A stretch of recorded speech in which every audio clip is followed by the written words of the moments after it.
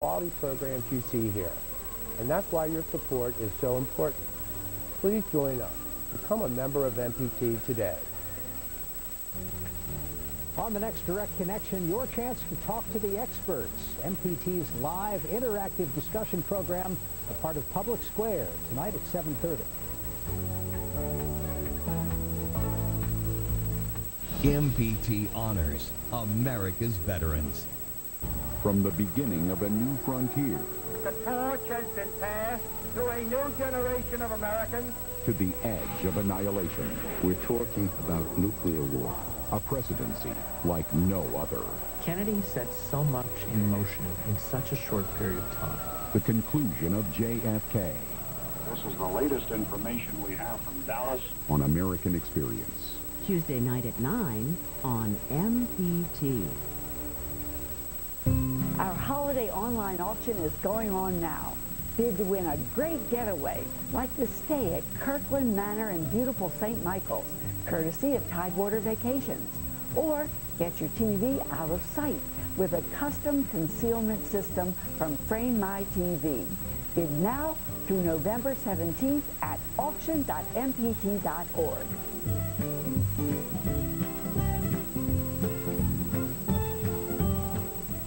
In the blink of an eye, the world has changed. 30 years have come and gone. There have been wars and peace. Justice has been served and denied. Fortunes won and lost.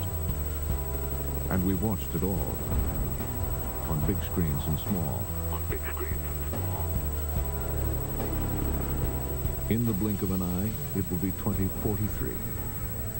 In the next 30 years, wars will be fought. Economies will crash. People will rise up.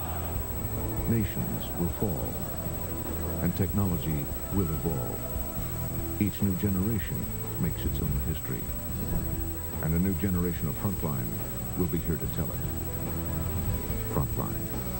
Thought-provoking journalism, wherever and whenever you find us. Programs on MPT are made possible by our members and the following.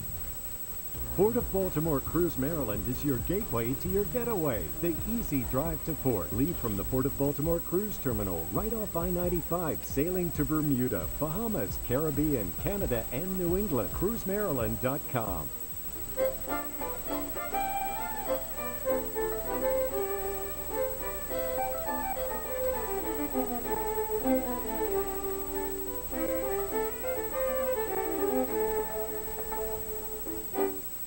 Direct Connection is made by MPT to serve all of our diverse communities and is made possible by the generous support of our members. Thank you. Live from Maryland Public Television, this is Direct Connection with Jeff Salkin. Tonight on Direct Connection, the renowned Johns Hopkins neurosurgeon Ben Carson hangs up his scalpel and turns his attention to politics. He is live in our studio tonight to take your calls. Good evening and thanks for tuning in for Direct Connection tonight. The calendar for Ben Carson used to be filled with consultations and surgeries. Suddenly it is filled with county Republican dinners in places like Alabama and Tennessee. Tonight we have a chance to catch up with Dr. Carson, who joins us for the full program tonight. Sir, thank you for being with us. My pleasure, thank you. I've heard you speak about the enormous potential of the human brain. And is this change of careers maybe a way to test that? No, the change of careers is something that I really had planned for quite some time. And I actually remained in medicine for 2 or 3 years longer than I had anticipated that I would. But, you know, I've always been extremely interested in education, in health policy, and in the general well-being of the country. When was your last operation? It was June the 17th. Do you miss it? Do you think you will miss that as time goes on? Well, you know, you certainly miss the effect of it. A lot of people are surprised when I tell them that I don't particularly like surgery, but I like the effect of it. I like what it can do for people's lives, particularly with children. You know, you're successful, your reward may be 40, 50, 60 years of healthy life. I read that you always said a prayer before beginning an operation. That's correct. I believe that God made the body and is a source of all wisdom. And, I am definitely not one of those physicians who thinks that they are God. So many professors, surgeons at Hopkins keep on practicing. Retirement doesn't seem to fit in with the resume of a full professor of medicine at Johns Hopkins, at least for a lot of people that I've come in contact with. What made you choose to get out of it? Well, I believe that it's very good to leave while you're at the top of the game rather than after you've begun to slide. And although a lot of people don't like to admit it, you do have less stamina, your eyes are not as sharp.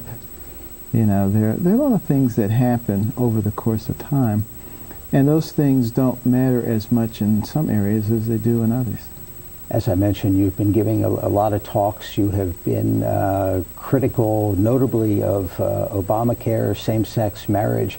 How would you describe your politics? I would say my politics are very traditional. I'm a student of history also, and have a very good understanding, I believe, of what the founders of this country intended for it to be. And, I see us veering off that path.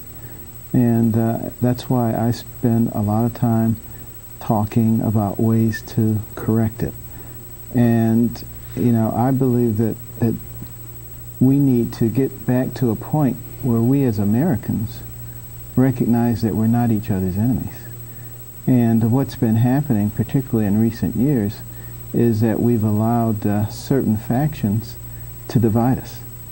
In just about every place where you can find a division, gender, race, age, income, whatever, drive wedges in it, drive people apart. And unfortunately, the people are kind of falling for that. So, my mission over the next couple of years is to try to help reveal those forces that are trying to drive us apart, and to try to find reasons that we can work together, because if we don't work together, I don't see how we're ever going to solve our problems. And a wise man once said, a house divided against itself cannot stand.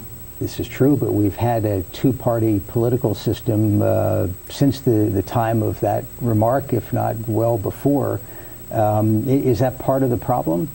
Well, no. There's brand X and brand A, and they go at it. Having two parties is not a problem. Having parties that won't compromise, that is a problem. And, like I said at the National Prayer Breakfast, for an eagle to fly straight and high, it has to have two wings, a right wing and a left wing. And they have to work in conjunction. And if they don't, it's going to crash.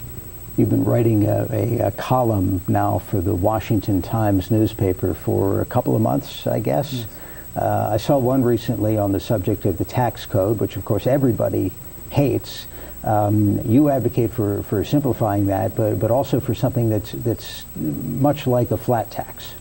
Yeah, and the reason I do that is because I think our system is so incredibly complex that virtually no one can comply with it all.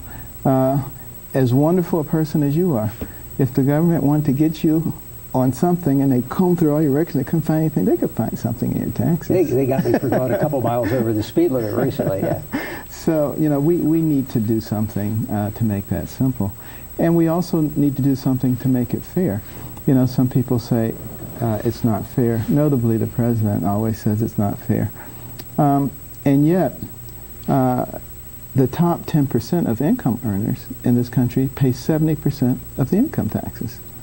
And, it gets even more skewed when you get to the top 1 or 2%. So I don't think it's an issue of them not paying their fair share.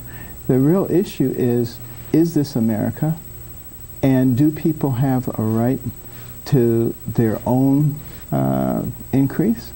Or does it all belong to the government? And does the government redistribute it as it sees fit?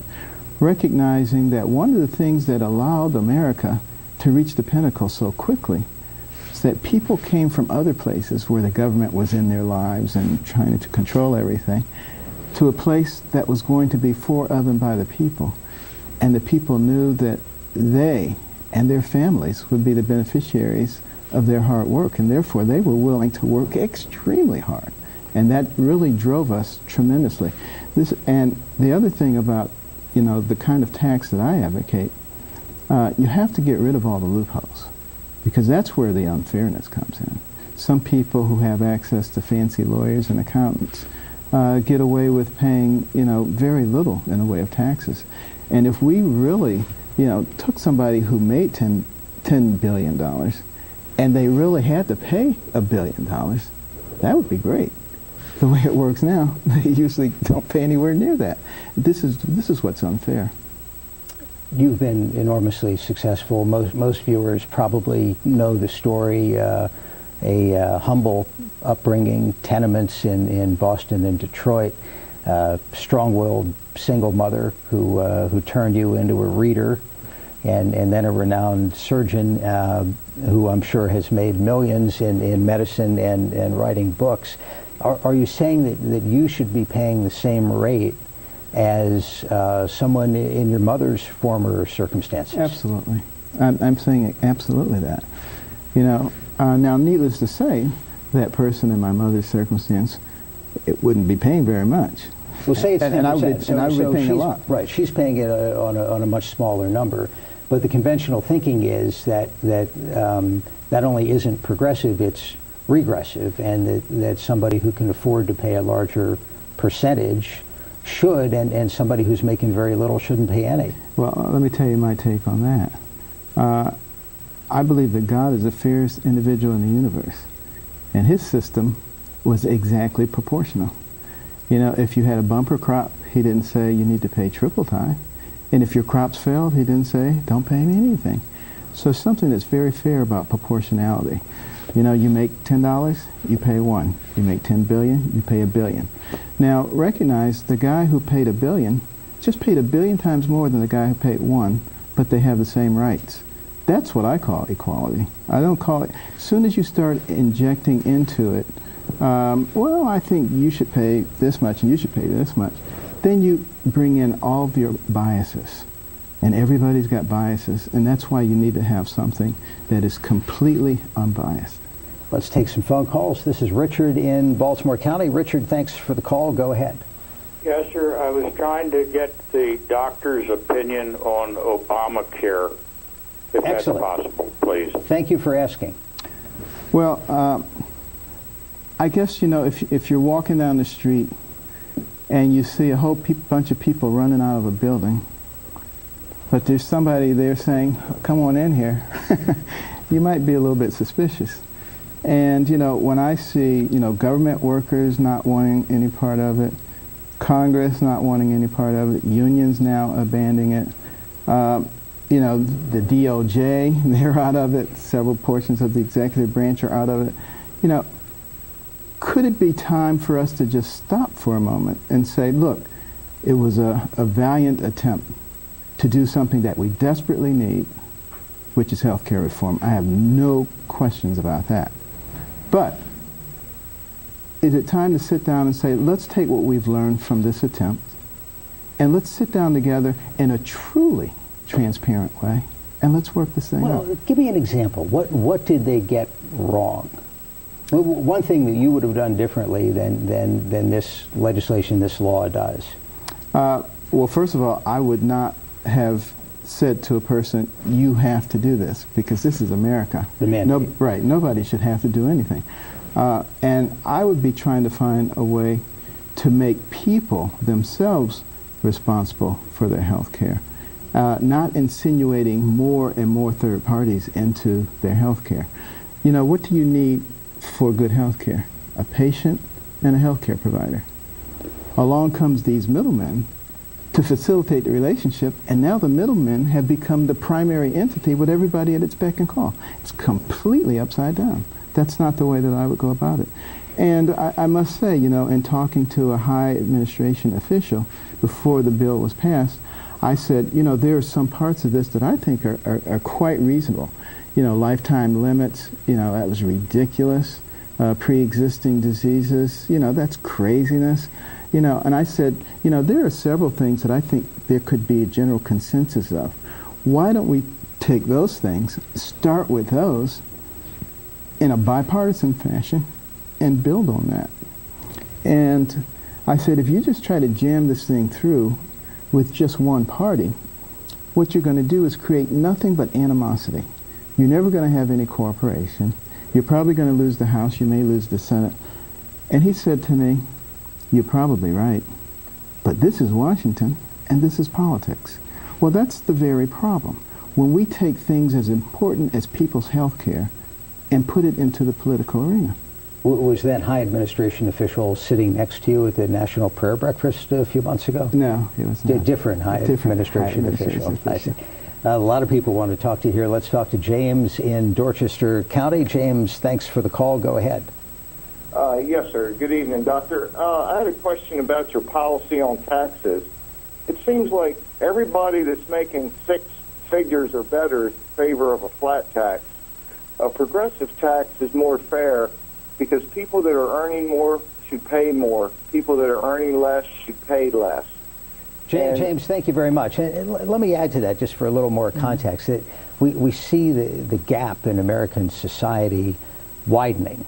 I don't know what all the factors are in that, but it started when FDR decoupled, you know, the dollar from gold, and we started having other ways of basing our currency and all kinds of fancy manipulations of capital, and it's been getting wider ever since then. I was going to say it might also have a little bit to do with the type of jobs that especially in union situations, used to provide a nice middle-class income, have either been outsourced or automated.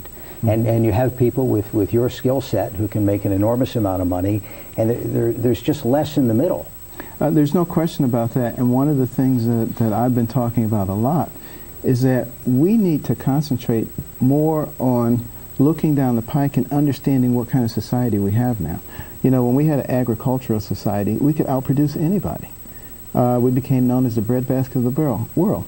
In the industrial age, more airplanes, cars, sewing machines, anything you can name, we could do it. But now we're in the information age and the technological age, and we need to focus on that. And we still have way too many kids going to college who are majoring in the soft things. And we need to be talking about the kinds of careers that they're going to be able to find a job in. You know, I was talking to the chairman of Intel, and he said, you know, they have tons of technical jobs, but they have to go to South Korea and China and Japan and India, and Pakistan, because we don't produce those kinds of people. We need to start thinking about this. Our colleges and universities need to start thinking about this. Our high school counselors need to start thinking about this, and we need to emphasize the right things to our young people. I mentioned that you're writing a newspaper column. You've been giving some political talks. Are you going to run for office? I have no intention of running for office. I don't want to run for office. You're a wise man. but there's some temptation there. For me, there is no temptation whatsoever. I have to tell you, every place I go around the country, you know, it's unbelievable, the crowds, the enthusiasm. You got to run for president. But I don't want to run for president. What I do want to do is help people to wake up a little bit. You know, we've been just shirking our duties, quite frankly. You know, the way our system was set up, the people were supposed to be at the pinnacle of the pyramid. But now we've gotten to a point where, you know, our Congress has a 10% approval rating, but we return people to Congress at a rate of 90%. We're not paying attention. We go into the voting booth, we look for a D or an R. You know, we look for a name that looks familiar. You know, that name could be Satan. We say, oh yeah, see, I know that name. You know, in many cases it is. But, you know, we're going to have to be much more responsible if we want to have a responsive government. For the record, you're an independent? That's correct. All right, let's take another phone call. This is Gerald or Jarrell in Wicomico County. Thank you very much for calling. Go ahead. My question is this. Are you planning on having a radio show where people can floor questions to you on NPR anytime soon? Thank you very much. I have not been negotiating with anybody about such a thing. but that has some interest. It's better than running for office. I certainly wouldn't mind engaging the people in conversations. This is what I really would love to see happen, rather than see people get off into their corners and hurl hand grenades at each other. You know, this is the very kind of thing that Saul Alinsky in Rules for Radicals says. He says, never have a conversation with your opponent, because that humanizes them, and what you want to do is demonize them. That's how it works. Mary Ellen in Baltimore County. Mary Ellen, thanks for calling. Go ahead. Yes, first of all, Dr. Carson, I admire you so very, very much. You're a very, very smart man. Thank you. I understand from someone who works in the hospitals that this Obamacare is going into Social Security and Medicare and taking $750 million out of those funds to support this Obamacare. Can you comment, please? Yeah, it's actually $716 billion that's come out of those programs. And yeah, that's obviously not a good situation, but they had to come up with the money from somewhere. Again, you know, my feeling is that there are a lot of things that we have learned. I've been telling the Republicans that when Obamacare collapses, which it seems to be rapidly in the process of doing, don't gloat and say, see, we told you so. You know, that's not a victory for any of us if it collapses.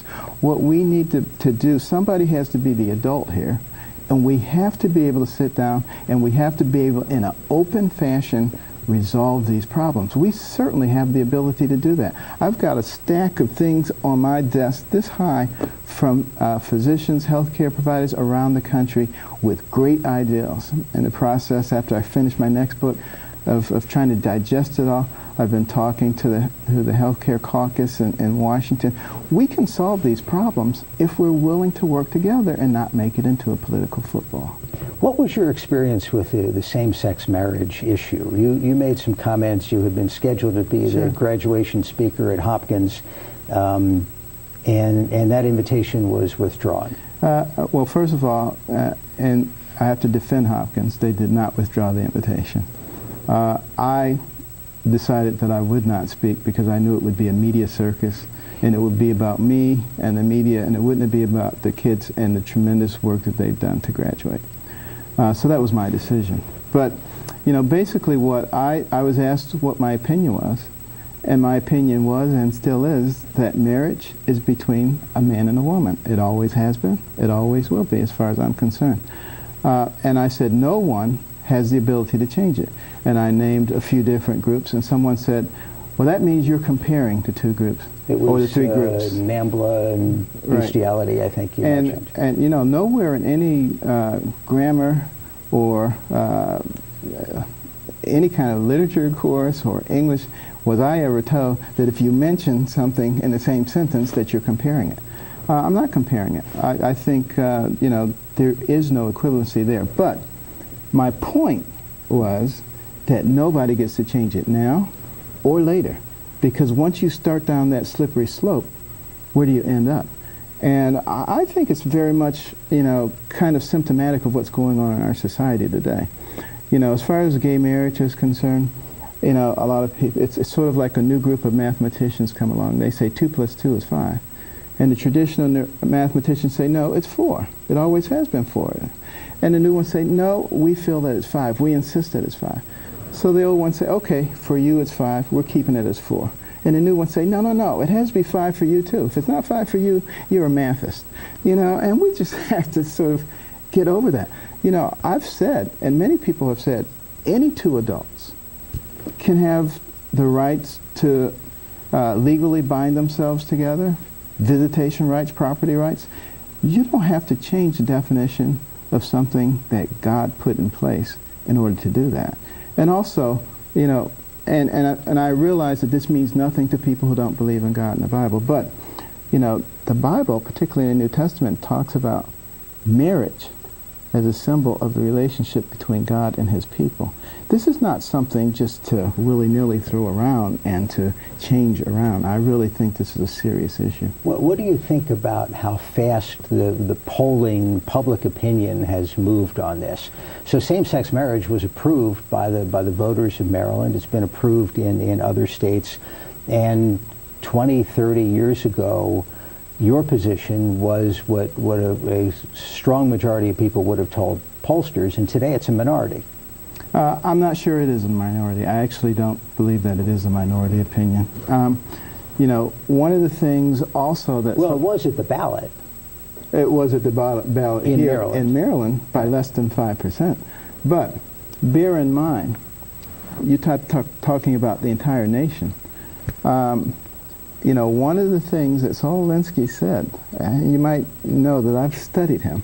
I got it. He says, rule number one, you have to make the majority believe that their opinion is the minority opinion. And if you can co-opt the media in the process, you're far ahead in the game.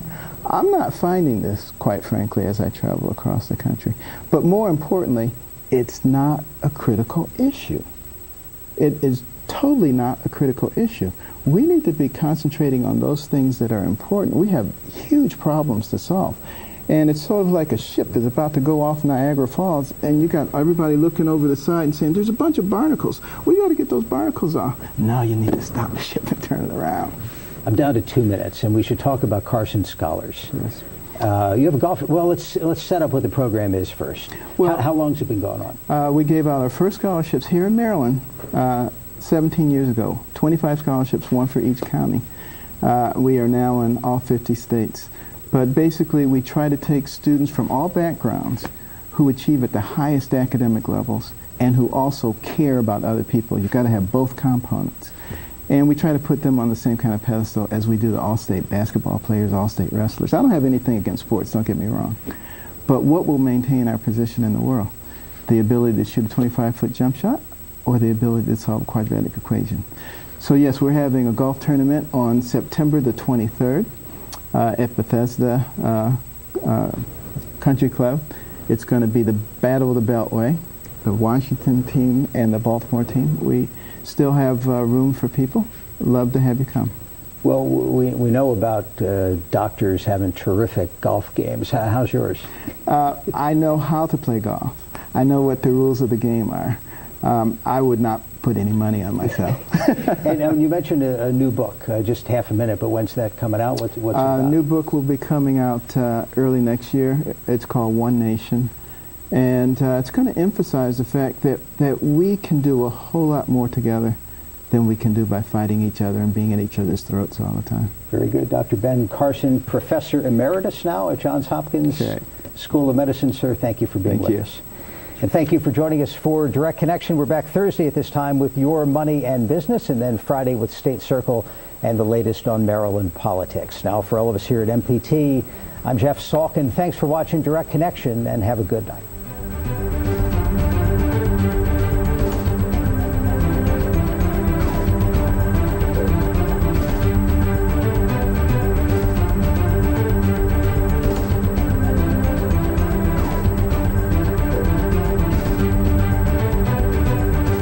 Your health segments are a co-production of Maryland Public Television and the University of Maryland Medical System.